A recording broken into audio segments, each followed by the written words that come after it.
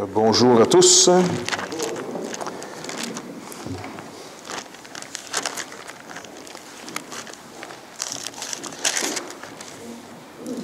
Encore une fois, de se rappeler que le livre de l'Apocalypse, au chapitre 1, verset 11, il nous est écrit ici que Jean, donc ravi, je fus ravi en esprit au jour du Seigneur, et j'entendis derrière moi une voix forte comme le son d'une trompette, qui disait, « Ce que tu vois, écris-le dans un livre et envoie-le aux 7 églises, à Éphèse, Smyrne, Pergame, Thyatire, Sardes, Philadelphie et Laodicée. » Donc, il faut toujours revenir à ce point d'ancrage pour essayer de comprendre comment ces gens, d'abord eux, ont entendu et compris ce livre. Fait que je vais juste nous ramener là-dessus. Et donc, on était sur le principe du chapitre 7 pour commencer les trompettes. On se rappelle qu'au chapitre 7, dans la première partie, si on fait la lecture ici, donc il dit « Après cela, je vis 4 anges debout aux 4 coins de la terre. Ils retenaient les 4 vents de la terre afin qu'il ne soufflât point de vent sur la terre, ni sur la mer, ni sur aucun arbre. Et je vis un autre ange qui montait du côté du soleil levant et qui tenait le sceau du Dieu vivant. Il cria d'une voix forte aux 4 anges, à qui il avait été donné de faire du mal à la terre et à la mer.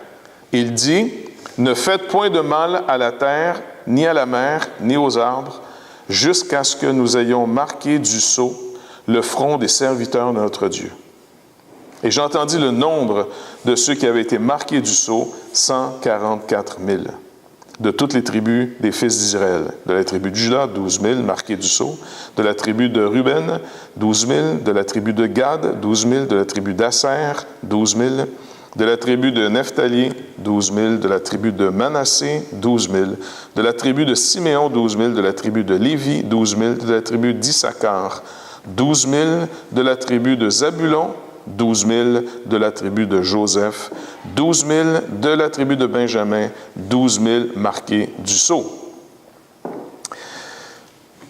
Et puis après, il fait un lien en disant ici, « Après cela, je regardai, et voici, il y avait une grande foule que personne pouvait compter, de toute nation, de toute tribu, de tout peuple, de toute langue. » Fait que si on revient finalement à cette première partie qu'on l'a vue, c'est tellement parfait comme chiffre qu'on est obligé finalement de rester dans les symboles des chiffres de toute l'Apocalypse. Que ce soit 7, 4, 12, le multiple ici de 1000. Donc, dans ce principe, je sais que certaines interprétations parlent de 12 000 littéralement, de chaque tribu d'Israël. Mais si on voit la description un peu plus loin de ces 144 000, ce sont des hommes vierges qui n'ont aucune faute en eux, aucun mensonge, rien. Ils sont parfaits. 144 000. Maintenant, pour qu'on arrive à 144 000, qui est aussi en passant un nombre faible par rapport aux rachetés.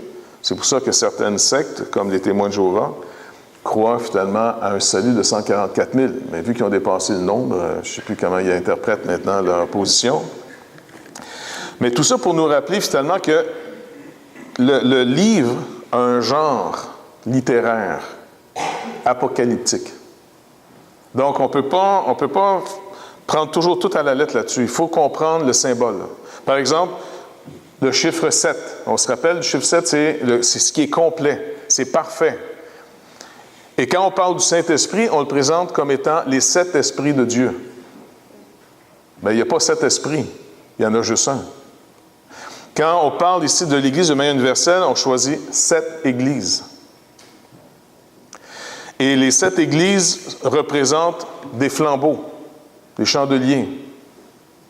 Donc, encore une fois, c'est des images qui nous parlent plus que si on expliquerait les fonctions que, par exemple, une église doit remplir. Un chandelier, comme Jésus le rappelle, habituellement, tu le mets sur la table pour que ça éclaire la maison. Eh bien, finalement, l'Église est mise dans des régions pour qu'elle serve de lumière à la région. Et c'est pour ça que le Seigneur met en garde Israël, qui était à l'époque le chandelier et qui a perdu ce privilège en tant que nation, mais qui a été donné à l'Église, qui est l'Israël spirituel de Dieu, l'Israël de Dieu, parce que finalement, l'Église est bâtie sur le fondement des apôtres et des prophètes. Et les apôtres étaient tous des Juifs. Donc, je pense qu'il faut vraiment faire attention, et surtout si on n'est pas d'accord avec une interprétation, comme peut-être vous ne seriez peut-être pas d'accord avec l'interprétation que je vous donne, faites attention de partir en guerre puis de faire une division dans une église sur une compréhension. Tant que ce n'est pas ultra fondamental, faites attention parce que l'esprit sectaire détruit l'Église. Et malheureusement, souvent, au nom d'un ultra bien, on détruit ce qui était bien. Fait qu'il faut vraiment être prudent là-dessus.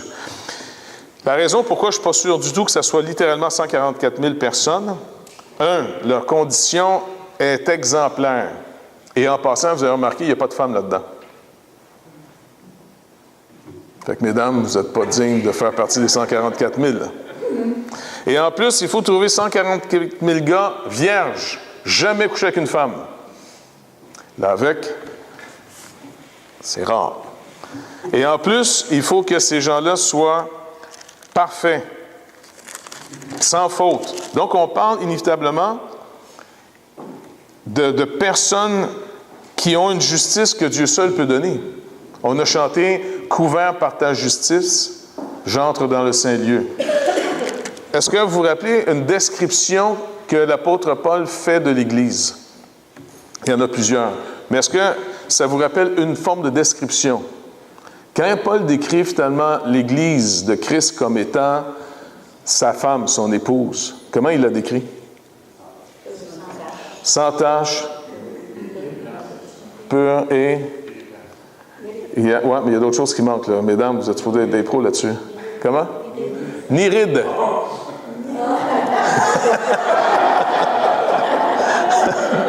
C'est quand même intéressant que l'apôtre Paul souligne, et en passant, l'Église, l'épouse de Christ, elle n'a pas de rides. C'est la hantise de bien du monde, right? Les rides. Donc, encore une fois, c'est une image qui parle d'un symbole, d'un idéal. Les jeunes dames n'ont pas de rides encore. Mais à un moment donné, à force de sourire, eh bien, ça va cliquer ici, puis ça va craquer là. Mais c'est encore une fois une image qui nous représente, non pas que, par exemple, l'apôtre Paul méprisait les femmes qui avaient des rides, mais encore une fois, c'est une image pour nous représenter un idéal. Devant Dieu, est-ce que vous réalisez qu'en Jésus-Christ, ceux qui sont rachetés, quand on est en Jésus-Christ, pour Dieu, on est maintenant parfait. On est parfait. Maintenant, ce n'est peut-être pas l'expérience qu'on fait tous les jours quand on se regarde, mais l'œuvre de Christ nous a accordé finalement deux choses. Un, il s'est chargé de notre dette, de tout ce qu'on devait, et deux, il nous a mis sa propre justice. Quand tu considères ces choses-là, tu ne peux pas le voir littéralement. Tu es obligé de le croire par la foi, parce qu'il est impossible que Dieu nous mente. Parce qu'en dehors de l'œuvre de Jésus-Christ, qu'on va recevoir par la foi, qu'on va expérimenter par après, parce qu'on va expérimenter la faveur de Dieu. Pourquoi Dieu va se lever pour nous? Pas à cause qu'on est meilleur que les autres, parce que Christ, maintenant, est votre justice. C'est de la même manière qu'on a des illustrations. Par exemple, le père de ce mode de vie, le père de la foi, le père de ce mode de vie, c'est qui? Abraham. Vous êtes gêné aujourd'hui, me semble-t-il? C'est Abraham. Maintenant, Abraham, dans des démonstrations absolument incroyables, Abraham, il y a eu des petites génuflexions devant les petites menteries d'un fois. Vrai? Il a fait passer sa femme pour sa sœur. C'était pas un mensonge, mais une menterie. Parce que c'était sa demi-sœur. OK? Mais, si vous remarquez, il trompe jusqu'à un certain point. Dans sa peur, dans la crainte de perdre sa vie, parce que c'est la raison qu'il donne à sa femme, tu vas dire que tu es ma sœur parce qu'ils vont voir à quel point tu es belle, et puis ils vont me tuer pour pouvoir te prendre. Donc, c'était moins grave dans ça de tuer le mari que de prendre la femme pendant qu'elle est encore mariée. Si tu veux faire les choses proprement, tue le gars, après tu peux prendre la femme, tu ne seras pas maudit, tout va aller bien. Donc, c'est une coutume différente de notre époque, là, mais en tout cas... Et Abraham la connaissait, ça fait qu'il dit à sa femme, arrange-toi que je reste en vie. Puis elle voulait sûrement qu'il reste en vie, fait qu'elle a joué elle aussi le jeu. Mais est-ce que vous réalisez que ce couple a une mission d'avoir un enfant? Alors tu ne vas pas mettre ta femme elle, va avoir un enfant qui est la postérité dans les mains de Pharaon ou d'Abimélec. C'est comme ça, Abraham, tu es en train de jouer notre salut. Mais dans sa peur, il a échoué. Il a exposé sa femme. Dieu a dû intervenir à 2 reprises. Pas juste une fois, c'est ça qui est vraiment intéressant. 2 fois. Une fois avec Pharaon, puis il s'est aperçu que ce n'était pas du tout sa sœur. Et il a laissé les cadeaux, il a laissé tout le reste. Tu sais, c'est gênant de reprendre des cadeaux parce que c'est sa manière d'acheter, entre guillemets, ou de séduire, ou je ne sais pas trop. Et la 2e fois, la même chose, jusqu'à ce qu'Abimélec soit visité par Dieu et Dieu lui dise, t'es un homme mort. Mort, pourquoi? Parce que tu as pris la femme d'un homme marié. En passant, ça nous rappelle à quel point, pour Dieu, le mariage est important. Pas juste à cause de la promesse. C'est vrai qu'il y avait une promesse attachée à ça. Mais il ne parle pas en disant, non, tu as pris une femme qui est destinée à avoir un enfant. Il dit, tu as pris une femme mariée. Hébreux, chapitre 13, nous rappelle à nous autres, les croyants, dans une époque où tout le monde prend très à la légère les serments, les engagements et les alliances, qu'on ne prend pas une alliance à la légère, surtout pas celle de se marier. Dans l'Ecclésiaste, il est rappelé, justement, je pense à la fin du chapitre 4, début du chapitre 5, « Offre pas le sacrifice des insensés. » En d'autres mots, il s'engage sans avoir réfléchi d'avance dans quoi il s'engageait. Donc, il dit, pourquoi Dieu détruirait ton œuvre après? Quand on parle finalement de cet homme qui est le père de la foi, qui a échoué, néanmoins, quand Abimélec finalement entend qu'il doit rendre cette femme, il n'a pas couché encore avec elle, là, eh bien, là, il appelle Abraham et dit, « Qu'est-ce que tu nous as fait? » Puis lui, il rappelle que, écoute, je voyais ici qu'il n'y avait pas à craindre de Dieu. Vraiment, le croyant typique à l'Église, c'est des gros amen puis des gros alléluia. Mais dès qu'on sort dehors, qu'on arrive à la shop, on est plus silencieux. Parce qu'on a l'impression que Dieu peut juste agir avec ceux qui croient. Parce qu'on a une entente entre nous autres, que nous autres, on fait confiance à Dieu. Fait que quand on en appelle à Dieu, on pense que ça va régler le problème, parce que, tu sais, on est tous des croyants. Mais quand on en appelle à Dieu chez ceux qui se moquent de Dieu, qui n'y croient pas, c'est moins convaincant, on dirait. Bien, c'est comme Abraham. Donc, c'est encourageant de voir que lui-même vit les mêmes craintes que nous. Est-ce que Dieu l'a abandonné? Pas du tout. Même étrangement, si vous relisez ce texte dans la Genèse, Dieu, il ne fait même pas un reproche. Ça, pour moi, c'est vraiment surprenant. Dieu ne fait même pas un reproche à Abraham. Et mieux que ça, savez-vous quoi? C'est la première fois que Dieu présente le premier prophète officiel de Dieu. Il y a eu d'autres avant. Enoch, sûrement, il y a d'autres, là. Mais c'est la première fois qu'on voit que Dieu présente quelqu'un ayant le ministère prophétique. Tu vas lui demander à cet homme, tu vas lui redonner sa femme, et tu vas lui demander qu'il prie pour toi, que je te pardonne et que je guérisse finalement, parce qu'il y avait toute une plaie qui était tombée sur sa famille. Il l'honore. Il n'est pas honorable, là, Abraham. Si tu avais le moindrement un syndicat à l'époque, ça serait révolté contre ça en disant c'est injuste, là. Je veux dire, le gars a menti, il est lâche, il a peur, sa femme est dans la même gamelle que lui. À la limite, rendez les cadeaux. Ils n'ont même pas rendu les cadeaux, ils ont gardé les cadeaux, tu comprends? Et puis, il doit en plus prier. Est-ce que vous réalisez le privilège qu'on a? Vous savez, je pense qu'on compte tellement trop sur notre performance personnelle pour avoir de l'assurance devant Dieu que sur l'œuvre que Christ a faite pour nous autres, pour avoir un peu plus de courage dans nos décisions. Est-ce que Dieu est vraiment avec nous autres? Est-ce qu'il est vraiment avec nous autres? Il a dit qu'il serait avec nous autres et il s'est assuré de rester avec nous autres. Il ne pourrait pas rester avec nous autres s'il ne nous avait pas donné sa propre justice. Il ne pourrait pas, honnêtement, il ne pourrait pas rester avec nous autres. En Adam, il ne resterait pas avec nous autres. On ne serait pas là aujourd'hui. On serait peut-être tous morts. Mais à cause de Christ, il reste avec nous. Abraham est le père de ce mode de vie. C'est pour ça qu'on est toujours rappelé à cet homme pour savoir comment marcher avec Dieu aujourd'hui. On marche sur la base, peu comme il était souligné, d'une justice passive. Pas une justice qu'on a activement bâtie, mais une justice qu'on reçoit par une pure confiance. Donc, c'est très dangereux, si on comprend bien ce principe-là, c'est très dangereux d'attaquer l'Église de Christ. Quand vous devez aborder un croyant, rappelez-vous que vous abordez d'abord une personne qui a été pardonnée, rachetée et dont la justice de Christ était mise à son compte.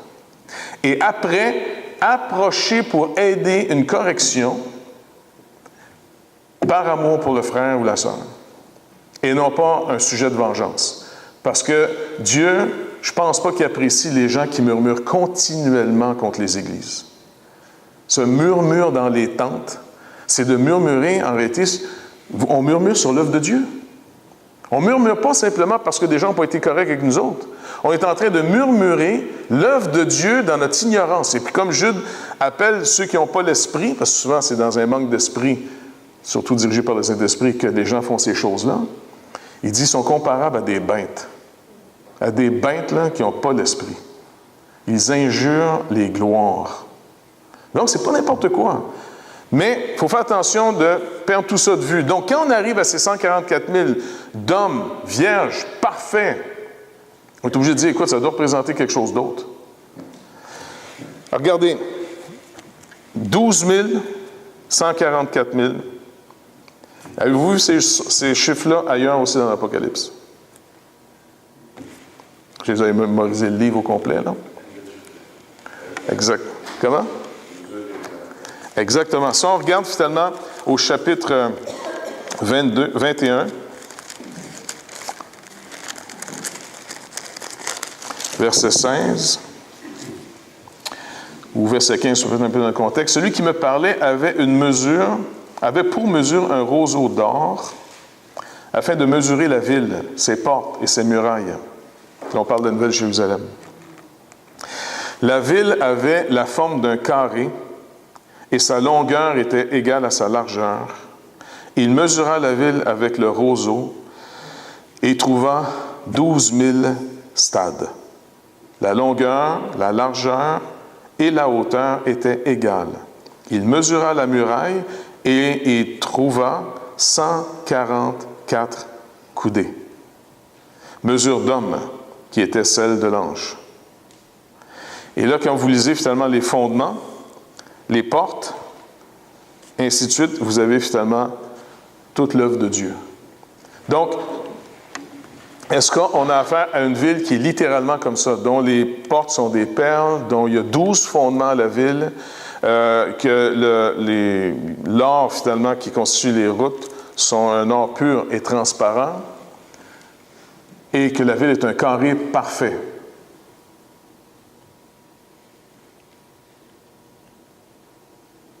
Ça rappelle quoi? On avait déjà parlé. Qu'est-ce que ça rappelle finalement dans les choses que Dieu nous a laissées comme signe, comme image?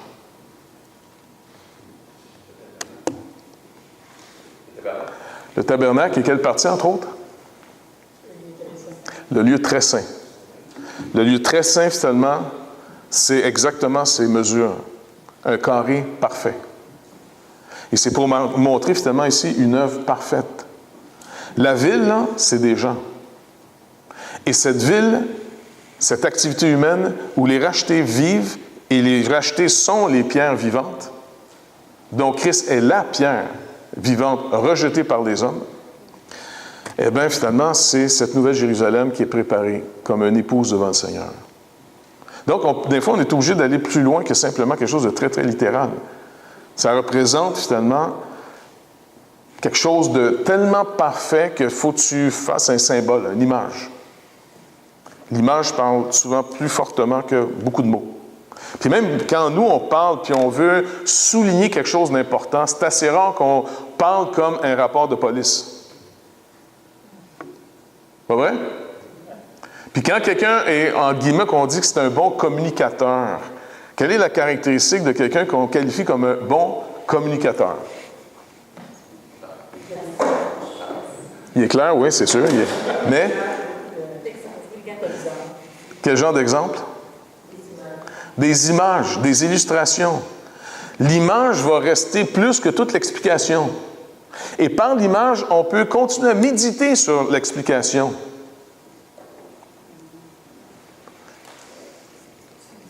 Tous les prédicateurs, toute personne qui veut laisser, on pourrait dire, son empreinte du message qu'il va donner, il sait très bien que beaucoup de notions expliquées s'évaporent, sont plus difficiles à retenir. Alors souvent, pour qu'on puisse continuer à réfléchir sur l'information qui est plus difficile à retenir, on trouve une image qui nous ramène et qui nous donne le temps de réfléchir et de revenir et de revenir. C'est un peu la force de la poésie, et ainsi de suite, là. Ils ont des images. Tu sais, par exemple, on dit que je pense que c'est le psaume 106, lorsqu'on parle que le Seigneur, finalement, lui, il demeure éternellement, il ne vieillit pas, le temps n'a pas d'effet sur lui. Il va dire, par contre, mais comme l'univers, elle, s'use comme un vieux vêtement. Et puis un jour, ça va être roulé et jeté. C'est une image incroyable. L'univers s'use comme un vieux vêtement. Et quand tu vois un vieux vêtement, ça te ramène à l'univers s'use. Et là, on sait aujourd'hui que c'est vrai. Avant, on pensait que c'était juste une image poétique ridicule. Ben non, l'univers est éternel, l'univers est fixe. Mais maintenant, la science nous a rappelé que non, l'univers s'use. L'univers consomme son énergie. L'univers se refroidit. Notre soleil se consume, puis à un moment donné, il va s'éteindre. Il s'use. Mais il dit, toi, par contre, tu demeures. Tu ne t'uses pas, le temps ne fait pas effet sur Dieu.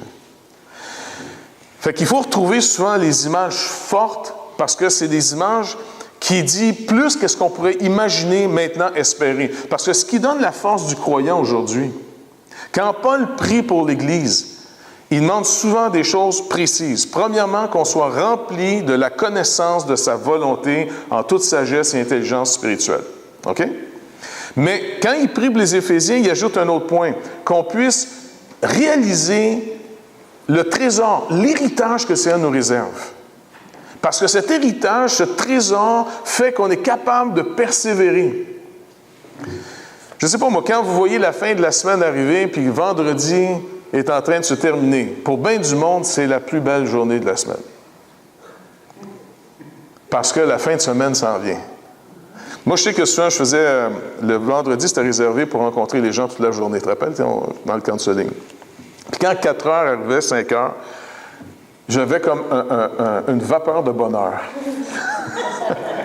D'abord, c'était pour finir bientôt. Et puis, honnêtement, de savoir que demain, samedi, c'est off, trop beau. Tu sais, honnêtement, c'est peut-être charnel de me dire, là, mais ça aide. Ou si vous êtes, par exemple, on voit l'été arriver, puis il y a des gens qui ont planifié des vacances, et que vous approchez votre temps de vacances, bien, ça vous donne un petit pep de continuer finalement la job. Pas vrai? On marche par espérance. On renouvelle nos forces en espérant. Mais si on est volé de notre espérance, quand on ne voit plus pourquoi on fait les choses, on devient sans discipline. On dirait que l'énergie nous lâche d'un coup. On n'a plus de force.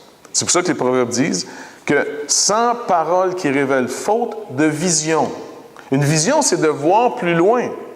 Faute de parole qui révèle, qui te montre vers où on s'en va, qui te montre finalement comment c'est bon ce qui s'en vient.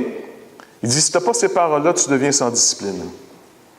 Puis je vais vous laisser encore l'image, vous la connaissez, mais je la fais mémoriser.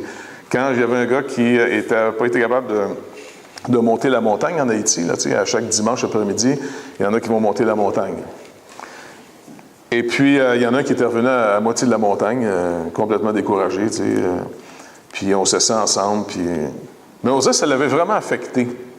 Puis je dis, non, c'est quoi ton problème? Non, je finis à rien, j'arrive à rien. Puis on dirait que juste ça, lui, ça lui donnait un désespoir de toute sa vie. Tu sais, hey, école, ça va pas bien, je me pogne avec mon père tout le temps. Puis vraiment, le gars, là, wow, tu l'écoutais, il était vraiment découragé. Puis là, ben, tu l'écoutes, parce que je ne sais pas, vous êtes demain, mais les gars ont toujours la manie que quand on parle d'un problème, il faut trouver une solution, il faut réparer. On est des monsieur fixettes, il faut réparer tout le temps. Fait que, Mais il faut que tu te retiennes. Faut apprendre à se retenir, parce que j'avais tout de suite une solution pour lui, mais tu sais... Ma femme me dit non, des fois, on a juste besoin de parler. Fait que, tu sais, OK, il ventilait, le monsieur, puis... mais je me dis, écoute, c'est un gars, il a sûrement une solution, tu sais. Anyway, ça pour dire que, quand il a fini de parler, je dis, écoute, c'est une question de motivation. Je veux dire, non, qu'est-ce que je veux dire? Non, regarde. Supposons que je vais mettre 25 cents en haut de la montagne. Puis là, je te dis, OK, il est à toi, va le chercher. Qu'est-ce que tu vas faire? Ben, sais-tu, moi, peut-être le laisser pour d'autres qui sont en haut de la montagne, là. OK. Si je mets $1 million en haut de la montagne, puis je te dis, va le chercher, qu'est-ce que tu vas faire? Là, ben, c'est sûr, tu sais. Ben, tout à coup, tu es fatigué, pas grave, même un coup de dentier va monter jusqu'en haut, ça va. Parce qu'il y a une motivation, ça en vaut la peine, ça renouvelle. Si nous, on perd de vue notre espérance, si on ne voit plus à quoi on est appelé, à un moment donné, demandez-vous pas « Ah, j'ai plus d'énergie, ça ne me tente plus. » Non, c'est qu'on a perdu de vue l'héritage, on a perdu de vue à quoi on est appelé. On a perdu de vue qu'on est parfait à cause de l'œuvre de Christ. Donc, relève-toi si tu es tombé, confesse tes fautes au Seigneur, reprends le bâton du pèlerin, puis continue. Il y a une œuvre qui a été faite pour qu'on puisse marcher avec Dieu. Il ne nous a pas donné la force par nous-mêmes de marcher avec lui. Il nous a donné un espoir et le Saint-Esprit va renouveler nos forces en nous rappelant continuellement l'héritage. Ça en vaut la peine. Donc, combien de gens sont prêts à abandonner parce qu'ils ont échoué? Fait 15 fois, j'échoue. Mais sais-tu quoi? Il y a un budget pour ça. L'œuvre de Christ, c'est de charger entièrement ta dette. Toute notre vie a été mise à son compte. Il est mort pour ça. Non seulement il est mort pour nos fautes, mais en plus sa résurrection prouve que puisqu'il reste notre substitut, OK, rappelez ça, Paul dit, il est notre substitut, il est celui qui nous représente. Quand il a accepté la coupe, puisque le salaire du péché, c'est la mort, il n'est pas mort à cause de ses péchés à lui. Il n'en a pas commis. Alors, il dit, regarde, tout ce qui m'arrive, c'est toi. OK? Maintenant, à cause de toi, je meurs de tes péchés. Et il meurt de nos péchés. Bon, mais ça serait comme triste. On serait dit, ah, tu n'aurais pas dû... Ça serait dit, non, attends, je t'ai dit dans 3 jours, la bonne nouvelle, c'est pas que je meurs pour tes péchés, la bonne nouvelle, c'est que je ressuscite dans 3 jours.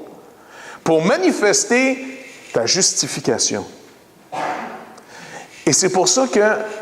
Peut-être que vous n'avez pas remarqué, mais avez-vous vu que le Seigneur nous laisse quand même un peu dans notre misère? Avez-vous pas remarqué? En tout cas, si vous ne l'avez pas remarqué, d'autres, oui. Dieu nous laisse quand même dans notre misère, puis parce que moi, là, quand ils m'ont annoncé l'Évangile, on disait, tu vas être une nouvelle personne. Tu vas tellement changer. Puis là, j'étais là, écoute, super, donnez-moi ça tout de suite, tu comprends? M'a changé, moi, là. Puis, mais au début, tu es patient parce que tu ne changes pas tant que ça, mais tu dis, c'est pas grave, c'est nouveau, tu sais, ça doit prendre un certain temps avant que ça me change. Puis là, tu continues à dire au Seigneur, je pourrais te changer, mais là, tu sais, je vais faire semblant devant tout le monde en attendant, là, mais il faudrait que tu fasses ça vite, là, parce qu'ils vont peut-être s'apercevoir que je n'ai pas changé tant que ça, moi, là, tu sais. Regarde, je suis toujours tinaire, puis, tu sais, jusqu'à quand je vais devenir un bon zen, réfléchi. C'est quand? Puis ça n'arrivait pas. Mais c'est pas grave, dans les premiers mois, 1 an, 2 ans plus tard, tu commences à dire, je suis sauvé, moi, là? Peut-être que je ne suis pas sauvé.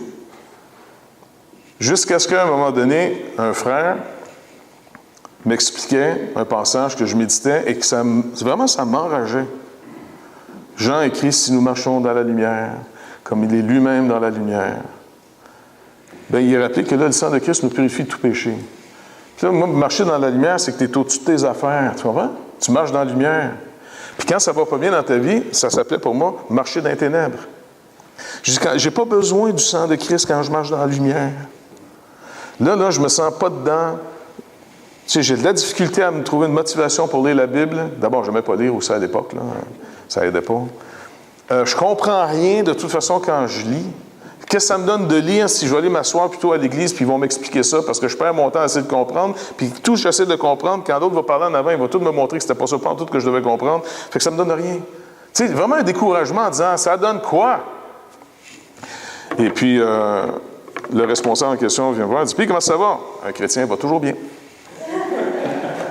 Ça va très bien. Ah ouais? Parce que je sais pas, je te regardais de la cuisine tout à l'heure, puis ça n'a pas l'air si bien que ça. Non, tu trouves? Fait que là, ben c'est parce que, écoute, moi te l'avouer, je comprends. Puis là, il m'explique, il dit, non. Je regarde, moi, depuis que je suis devenu chrétien, là, il me semble que c'est de mal en pire. Il me semble que je suis pas mieux, moi, là. Oui, extérieurement, je fais moins de niaiseries, c'est vrai. Mais intérieurement, c'est un désastre. Tu sais, je vois finalement comment je suis pas digne de confiance. Les gens ne devraient jamais me faire confiance. Ils disent, ah ouais? Ben oui, c'est ça, tu sais. Puis, écoute, j'ai des bien bonnes intentions, mais j'y arrive pas. Puis le gars était content. Il était content de m'entendre me faire harakiri devant lui, tu sais. Puis il dit, mais non, tu comprends pas le verset. Ça doit, parce que, me semble, la lumière, cette, là, pas le fun, pas en tout, là. Mais il dit, justement, c'est là que tu commences à voir en clair. Avant, tu pensais que tu étais mieux que ça, mais nous autres, on voyait comment tu étais. Là, tu commences à venir nous rejoindre. Là, tu commences à voir comment tu étais. Et ça va mortifier ton vieil homme. Ça va être comme ça que le Saint-Esprit désamorce ta nature qui avant se donnait le droit de faire suer tout le monde. Et c'est là qu'il faut que tu te rappelles que le sang de Christ te purifie de tout péché. À cause du sang de Christ, n'aie pas peur de ce que tu vas voir de plus en plus, parce que tout ce qui est mis en lumière, l'apôtre Paul rappelle, c'est un principe. Tout ce qui est mis en lumière, qu'est-ce que ça fait? Quand quelque chose est mis en lumière, on le voit, et ça devient lumière. Tout objet qui se voit, c'est la lumière qui réfléchit dessus. Dans les ténèbres, l'objet est là, mais tu ne le vois pas. Tandis que quand la lumière vient, l'objet réfléchit la lumière. Comment les gens vont voir qu'on a changé, sinon que Dieu met d'abord en lumière nos fautes, nos motifs, le désastre qu'on est, pour après qu'on puisse dire, Seigneur, annonce-moi l'allégresse. Annonce-moi une bonne nouvelle. Et c'est pour ça que le croyant, jour après jour, il se réjouit de plus en plus de l'œuvre de Christ et non pas de ses œuvres. Parce que si on fait des œuvres, tout ce qu'on fait, on sait que c'est déjà pollué. C'est nous autres qui l'a fait. Si vous allez aider des gens, c'est le fun d'aider des gens, pas vrai? Mais tu peux te prendre pour un autre après. Ou tu peux le faire de manière condescendante. Tu sais l'histoire que quand le container t'a bloqué là, en Haïti, c'est la première fois que Normand faisait rentrer un container. Nous autres, on n'était pas habitués, on ne savait pas trop, tu sais. C'est bloqué. Puis là, on entend les autres missionnaires dire « Ah, ils doivent être en train de vous voler votre matériel, vous ne l'aurez pas. Nous autres, ça a été bloqué 2 ans, puis en plus, ils vont vous faire payer. » Puis là, moi, là, la stime me monte dans la tête, là, tu sais, je suis là. « Hey! » Tu sais. Et puis là, je commence un petit peu à pas être agréable, tu sais. Puis Normand, il était à côté de moi, puis on parlait ensemble. Puis là, tu sais, j'étais vraiment frustré, là, tu sais, en disant, Colin, on vient aider ce peuple-là, puis les propres autorités du peuple, c'est des requins, finalement, en train, les écœurants. Puis là, puis normalement, il dit, attends, pasteur, tu n'avais pas dit que tout ce qu'on amène en Haïti reste en Haïti? Oui. Oui, mais regarde, sais-tu quoi? On n'aura même pas besoin de tout défaire le container, ils sont en train de le défaire. On n'aura même pas besoin de faire tout le travail de données, il est déjà tout parti du stock. Notre job est fini! Puis là, à un moment donné, je dis, c'est moi qui voulais le donner! Mais qu'est-ce que ça soulignait? C'est en disant, tu comprends? Je veux que ces gens-là voient que je leur donne du stock. Puis là, soudainement, tu te sens pourri jusqu'à l'os en disant, citron, je suis vraiment... Tu sais, dis, non, mais regarde ça pour toi, je suis supposé être un pasteur. Tu comprends? Mais c'est ça, la fameuse lumière. C'est ça que de plus en plus, tu te fais, dans le sens qu'on va dire, tu te mets en garde contre toi-même plus que n'importe qui. Le problème, là, il ne va pas être d'abord à l'extérieur. Même si le malin se présenterait devant nous autres, là, c'est pas lui le vrai problème. Y a-t-il quelque chose en dedans de moi qui va être séduit et qui va flancher? Le vrai problème, c'est moi. Si je veux régler un problème, là, c'est plus facile d'aller écœurer les autres que ça change. Pas vrai? Mais est-ce que vous avez réalisé que quand on va écœurer les autres pour que mon problème change, c'est que je suis en train de dire aux autres, c'est vous qui avez la puissance et moi, je suis un impuissant. Mais c'est drôle que quand ça marche, que ce qu'on a fait, c'est jamais à cause des autres, là, c'est toujours à cause de nous autres. Mais quand ça ne marche pas, c'est toujours à cause des autres, ça ne marche pas. Ou on décide que c'est toujours à cause de nous autres, et que toute situation, souverainement Dieu l'a permise. La situation n'est pas venue que Dieu ne l'a pas vu arriver, celle-là. S'il nous rappelle sans arrêt dans les Écritures qu'il est totalement souverain, il n'est pas juste souverain sur le bien qui nous arrive, il est souverain aussi sur le mal qui nous arrive. Quand il dit à Pierre, « Voici comment tu vas me glorifier », il n'est pas en train de parler le nombre de convertis que le gars va faire. Il n'est pas en train de dire, regarde, un jour, tu vas être dans un stade en train de prêcher, les démons, ça va sortir. Non, glorifier le Seigneur, dire, voici comment tu vas mourir à cause de moi. On va te crucifier. Parce que Pierre, selon la tradition, a été crucifié. Puis quand à un moment donné, ils ont voulu le crucifier, il dit, non, je ne suis pas digne. Puis il a demandé, je pense, selon la tradition, d'être crucifié la tête par en bas. Crucifié. Puis qui dit à sa femme, il semblait l'encourager, continue, on va jusqu'au bout. Si vous n'avez pas d'espérance, vous ne pouvez pas vivre ça. Par contre, si on a l'espérance et qu'on croit les paroles du livre et que de plus en plus les images qu'il nous laisse vont nous aider à dire, regarde, je ne peux pas prendre le temps juste de t'expliquer, tu vas oublier les mots, je vais te donner une image. Mon peuple, là, il est un cube parfait. Mon peuple au milieu duquel j'habite. Remarquez que ça dit, vous êtes une habitation de Dieu en esprit. Eh bien, où il habitait Dieu, où il faisait résider son nom, Dieu? Où? Comment? Dans le temple. Et dans le lieu très saint, dans le carré. Il y a un carré. Il habite au milieu de son peuple. Et ça, c'est nous autres. Donc, j'ai le choix de me voir selon la chair et de vous voir selon votre chair. Ou bien, je peux commencer à faire une nouvelle interprétation de qui on est. Malgré nos défauts, nos faiblesses et nos manquements, on peut s'encourager par une nouvelle forme d'éthique qui n'est pas d'abord morale. Ce n'est pas des règles morales qu'on apprend, mais plutôt que par amour, on va développer une nouvelle éthique de vie. Par amour les uns pour les autres, supportez-vous les uns les autres, encouragez-vous les uns les autres, pardonnez-vous réciproquement. Si quelqu'un a se plaindre de quelqu'un, pardonnez-vous réciproquement. L'amour va devenir finalement l'agent principal. Même ma foi est agissante dans l'amour. Plutôt que d'apprendre des règles, et puis là tu te compares avec celui qui a plus ou moins respecté les règles, est-ce que tu réalises que les règles sont là pour un but? Ils sont un rappel si tu manques d'amour. Quand tu es obligé de dire à quelqu'un, il y a un règlement, bien, c'est que cette personne est tellement déconnectée qu'il reste que la boîte externe pour y rappeler pourquoi on faisait ça. Mais si, par amour, tu fais les choses, tu vas aller bien plus loin que simplement respecter la règle. Tu sais pourquoi on a mis une règle. Une règle, là, c'est comme un garde-fou. Ça garde le fou en dedans. Et puis, finalement, c'est les règles que le Seigneur veut nous donner. Si on manque d'amour, alors là, la règle vient nous rechercher. Mais c'est humiliant quand la règle vient vous chercher. C'est que par amour, vous n'êtes plus en train de faire ce qui est normal. Tu sais, quand on était en Allemagne, c'est en Allemagne? Non, en Hollande, à l'université, puis avec tous les étudiants, tu avais amené un peu, finalement, la justification de l'impudicité. Tout donné. Puis aussi, ils m'ont demandé à moi de parler, tu sais, c'est toujours fatigant de parler après lui, tu sais, surtout dans une université, tu es là, bon, d'accord. Fait que mais moi, je donne des images. Ça a l'air. Ça fait que... Là, parce que les gens, oui, mais quand même, on n'a pas des choses à respecter, des choses à faire. Puis lui, il insiste en disant, non, écoutez, ça commence d'abord par une justification pure et dure. Tu n'as pas préparé ça, tu ne mérites pas ça, tu le reçois ou tu le reçois par la foi, tu sais. Mais les jeunes reviennent souvent dire, oui, mais c'est trop facile, tu sais, puis, tu sais, il me semble que tu peux le mériter quand même ici, tu sais. Fait que là, tu les écoutes, tu t'attends, quelle image je peux leur donner, là, tu sais. Parce que c'est vrai qu'il y a une éthique de vie chrétienne, parce que tout le monde rappelle, oui, mais quand même, un chrétien, ça se comporte de telle manière. Puis là, tu dis, attends, il faut une image. Ça ne donne rien de s'expliquer, là, ils sont poignés dans un raisonnement, il faut une image. Puis une image me vient.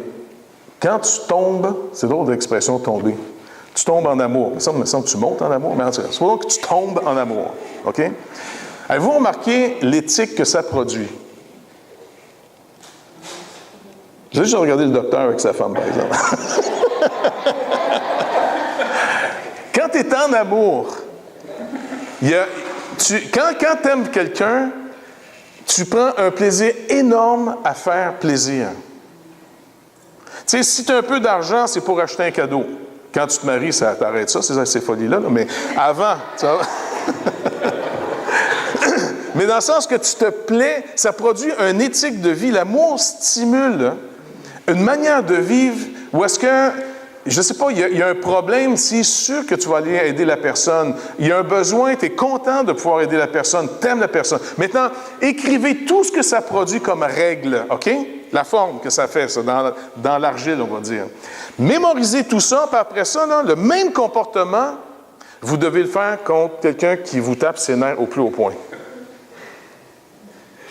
C'est souffrant. Pourtant, ça coulait tout seul pour la personne que tu aimais. Tu étais prête à monter la montagne pour la personne que tu aimais. Tu es prête à y acheter des cadeaux. L'autre, il tousse mal, il marche mal, il tape ses nerfs. Juste de le voir arriver, il est déjà de trop. L'amour fait toute la différence au monde.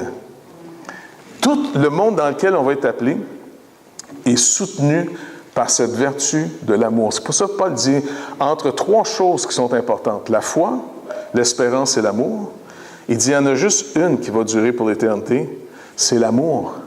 Parce qu'à un moment donné, on n'aurait plus besoin de foi.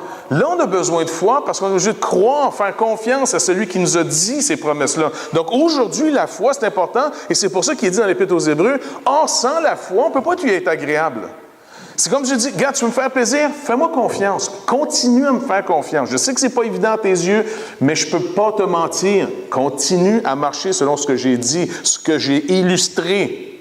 Regarde-toi pas. » 2, l'espérance. L'espérance, c'est, wow, ça s'en vient. Oui, je vais endurer quelque chose aujourd'hui, il y a de l'espérance. Mais un coup que tu as, tu sais, un coup que Noël est arrivé, tu as défait le cadeau. Tu ne l'espères plus, le cadeau, tu l'as. Puis tu ne joues même pas avec après, tu sais. Mais oui, tu n'as pas besoin de foi, tu n'as plus besoin d'espérance quand tu vas rentrer dans l'éternité. Paul dit, par contre, on va toujours avoir besoin de s'aimer. Ça va rester la vertu par excellence. C'est un cube parfait. C'est un peuple parfait. C'est l'habitation de Dieu en esprit. Maintenant, que les gens vont dire, « Hey, 144 000, c'est quand même pas beaucoup. » Il dit, « Non, regardez, après cela, après qu'il a vu ça, voici ce qu'il voit. C'est la foule que personne ne peut compter. » Cette foule qui est ce fameux 144 000, au fond, lorsque tu sors de l'image, là, c'est comme si l'Esprit élève Jean en disant, « Regarde ce peuple. » De tous ceux pour qui Christ est mort et il s'est racheté pour Dieu son Père. C'est une multitude que tu ne peux pas compter. Et là, il chante, regardez ici, et il criait cette foule, tu sais. Après ça, j'ai regardé, voici, il y avait une grande foule que personne ne pouvait compter, de toute nation, de toute tribu, de tout peuple, de toute langue. Ils se tenaient devant le trône et devant l'agneau. Là, l'agneau est rappelé ici. La première image, l'agneau, n'est pas nécessairement rappelé. Une image, encore une fois, de l'Ancien Testament. Mais ici, l'agneau est rappelé. Et cette foule est revêtue de robes blanches et des palmes dans leurs mains. Et ils criaient d'une voix forte en disant, « Le salut est à notre Dieu qui est assis sur le trône et à l'agneau. » Et tous les anges se tenaient autour du trône et des vieillards et des quatre êtres vivants. Quatre êtres vivants, je mets toujours un S, hein, remarquez dans vos chiffres. Il me semble que c'est plus logique, mais c'est pas logique. Et ils se prosternèrent sur leur face devant le trône et ils adorèrent Dieu, en disant « Amen, la louange, la gloire, la sagesse, l'action de grâce, l'honneur, la puissance et la force soient à notre Dieu au siècle des siècles. Amen. » Puis là, il y a un des vieillards qui va demander « Qui sont ceux qui sont revêtus de robes blanches? Qui sont-ils? D'où sont-ils venus? » Je lui dis, « Mon Seigneur, tu le sais. » Et il me dit, « Ce sont ceux qui viennent de la grande tribulation. » Maintenant, encore une fois, il faut se demander, elle est quand cette grande tribulation? Certaines interprétations vont dire c'est 7 ans, d'autres 3 ans et demi, à la fin seulement. Mais la fin des temps, parce que c'est toujours, les gens disent, oh, je pense qu'on est arrivé à la fin des temps. On entend souvent dire ça? Je pense qu'on est arrivé à la fin des temps. Mais les apôtres, quand ils nous parlent à partir de la résurrection de Christ, ils nous disent toujours qu'ils sont dans la fin des temps. Puis longtemps, pour moi, c'était une pierre d'achoppement parce que quand j'entendais Paul ou les autres parler qui sont dans la fin des temps, je dis, coudonc, il a-tu calculé comme il faut? Ça fait 2000 ans qu'on est dans la fin des temps. La fin des temps, elle est d'abord la fin d'un âge. Quand Christ est mort, il a mis un terme. Le jugement a été prononcé sur cet âge. À moins de naître de nouveau, vous allez passer avec l'autre âge. Tout ce qui est né d'Adam appartient à l'ange que Christ a condamné à la croix du Calvaire. Et c'est intéressant, pourquoi il a condamné? C'est que le tribunal religieux et politique, on a affaire à l'époque, là, dans l'histoire de l'humanité, à, si on veut une religion, c'est en Israël que tu vas trouver la vraie religion. C'est celle de Moïse. Ça marche? Toutes les autres religions, c'est du paganisme, c'est toute la folie à la grandeur de la planète. La seule vraie religion, qu'elle soit observée comme du monde ou non par les gens, c'est Israël qui la possède. Et Israël, par la loi même de Dieu, ils vont accuser Jésus d'être un blasphémateur parce que toi qui es un homme, tu t'es fait égal à Dieu. Et c'est vrai qu'aucun être humain, aucune créature a le droit de se déclarer Dieu. Et Jésus sait très bien qu'en affirmant qu'il est Dieu, qu'il est le Messie, qu'il est le Fils du Dieu très haut, ça va lui coûter sa vie. Selon la loi de Dieu. La loi de Dieu va le tuer. La religion de l'époque le classe comme un blasphémateur. Ça marche? Le politique, le pragmatique, se dit, écoute, nous autres, on serait bien prêts à le libérer, il n'y a rien fait de mal, mais écoute, c'est pas bon politiquement. Puis surtout quand les pharisiens, puis le souverain sacrificateur, puis leur gang, ont commencé à menacer Pilate. Est-ce que vous vous rappelez comment ils l'ont menacé?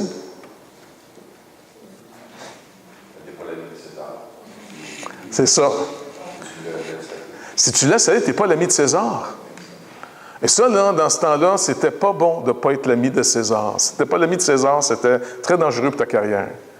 Et il le menaçait en disant, tu laisses un autre, tu ne vas pas acclamer roi, Seigneur des seigneurs. Il y a un seul qui a le droit d'être appelé roi des rois, Seigneur des seigneurs, c'est César.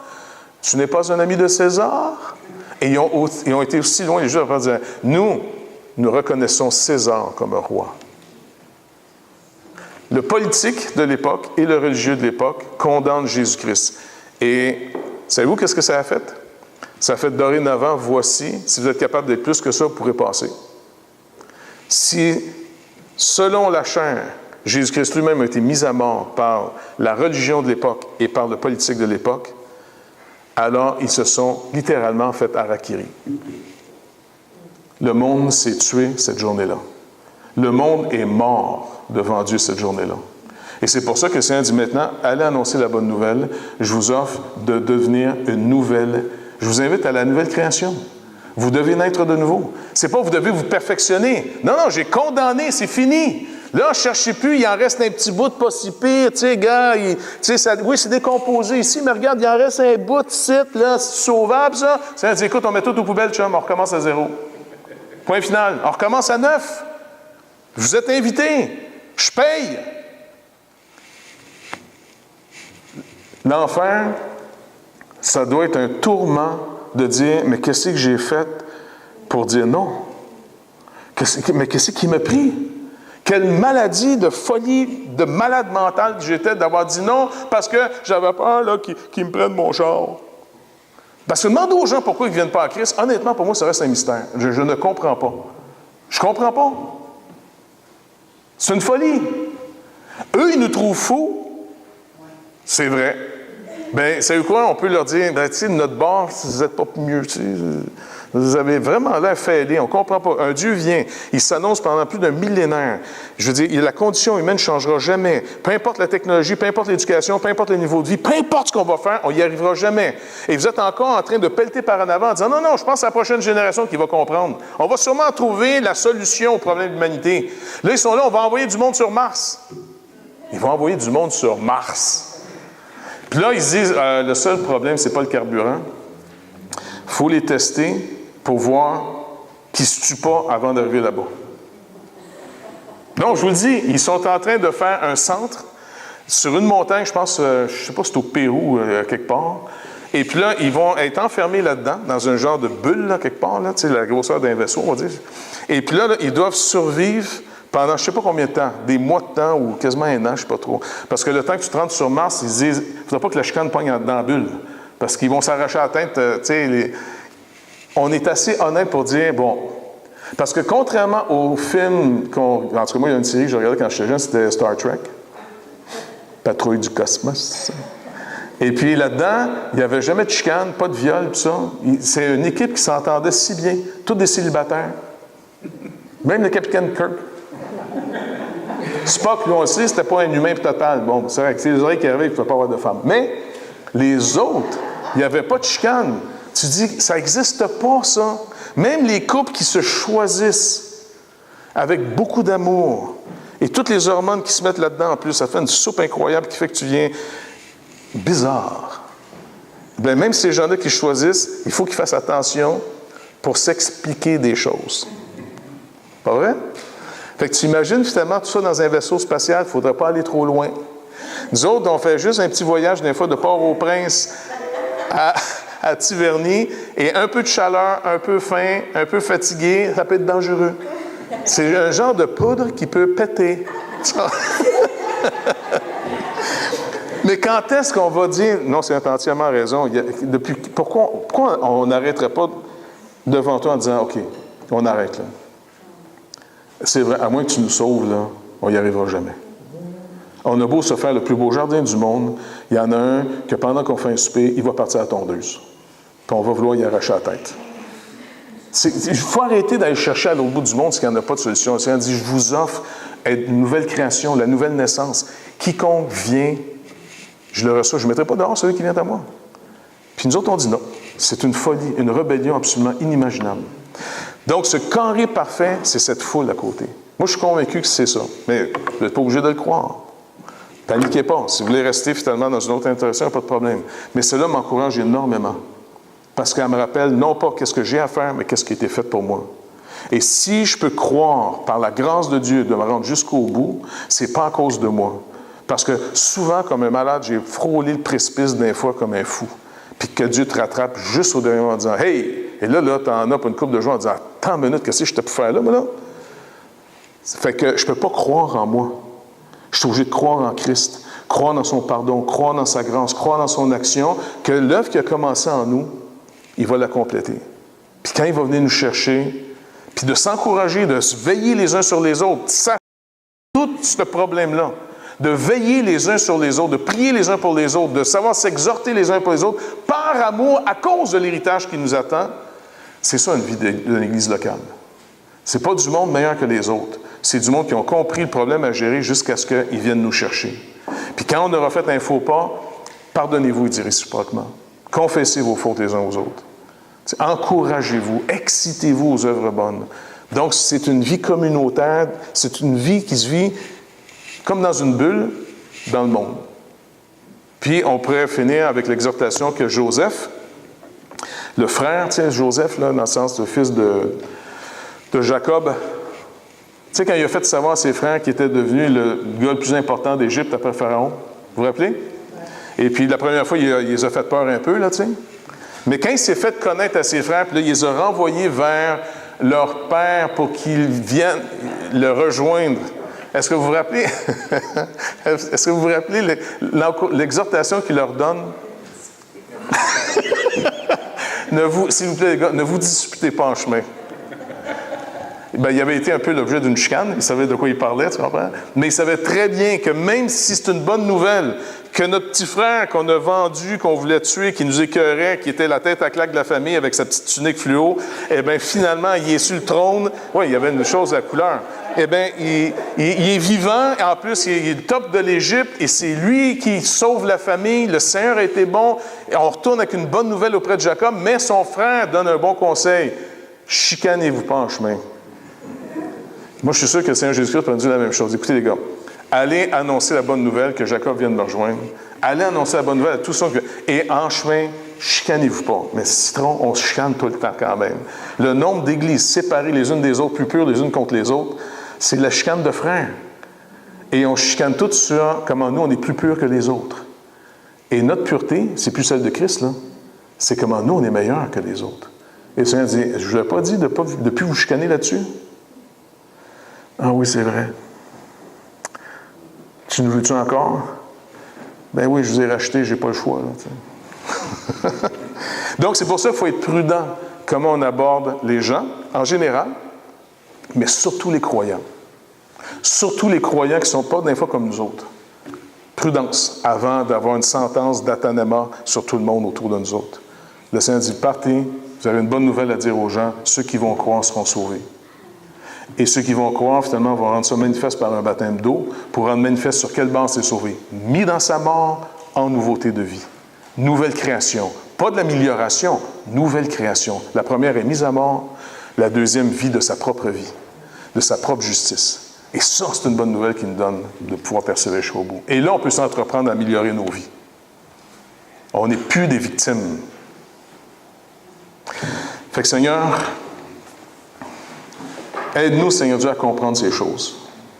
C'est un trésor qu'on transporte dans des vases de terre, c'est vrai. Mais ce n'est pas le vase qui compte. C'est ce qui contient. Et tu nous dis, Seigneur Dieu, par l'apôtre Paul, lorsqu'il écrit aux Colossiens, je vous dis un mystère. À nous, les païens, Christ en vous. Et tu nous demandes, Seigneur Dieu, que tu sois abondamment en nous par ta parole, par la méditation de ta parole que le Saint-Esprit va illuminer, afin qu'on se nourrisse sans arrêt de toi et non pas de nous-mêmes, qu'on espère de plus en plus en toi et non en nous-mêmes, et qu'on se supporte les uns les autres, qu'on prie les uns pour les autres, qu'on se pardonne. Si quelqu'un a un sujet de se plaindre de l'autre, qu'on confesse nos fautes et qu'on se pardonne mutuellement, parce qu'il dit qu'il n'y a plus de condamnation pour ceux qui sont en Jésus-Christ. Fait que s'il vous plaît, Seigneur, ce trésor, les gens ont besoin de voir et d'entendre des gens qui ont découvert une bonne nouvelle, une espérance pour l'humanité. Et on veut te remercier d'avance de nous exaucer. Seigneur, tu connais les besoins de tout le monde ici. Merci de pourvoir, mais surtout au besoin de te connaître. Car c'est dans la connaissance que tu nous donnes de toi que multiplie dans nos vies cette paix et cette grâce. Alors on veut plus de connaissance de toi. Et merci de nous l'accorder, Seigneur Dieu. Amen.